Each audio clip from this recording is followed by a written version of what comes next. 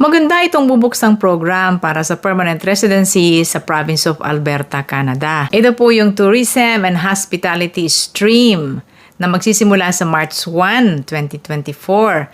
Para ito sa mga workers ng tulad ng mga restaurants, mga hotels, mga resort, at iba pa mga accommodation. 6 months lang po ng pagtatrabaho sa Alberta ay qualified na kayo para mag-apply for PR.